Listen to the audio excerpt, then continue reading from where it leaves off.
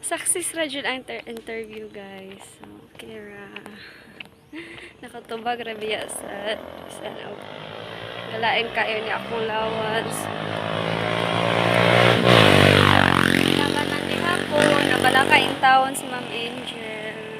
Anong, kasi ako naghilantan ko, pero bagan ra ko. Sakit kayo, Jude.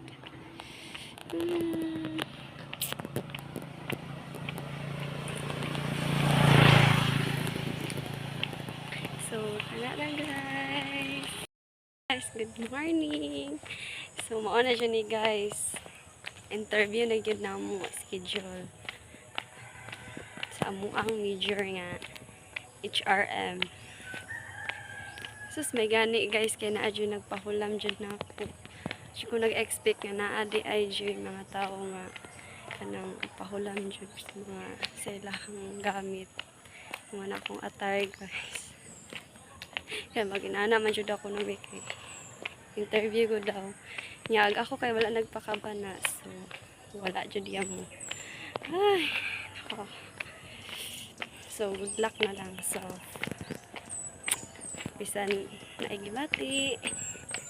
So, paan dyan siya participate kay lahi na dyan ang college kay pag dili ka mo participate wala po gaya mo kay mo na schedule mo kaya siya dapat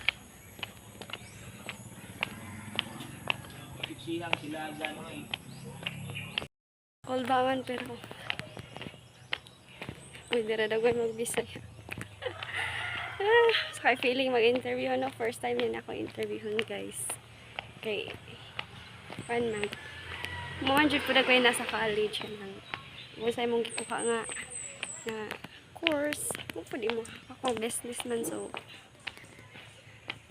Ano siya? Muna.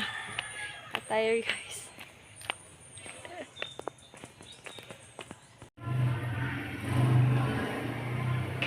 Marami eh.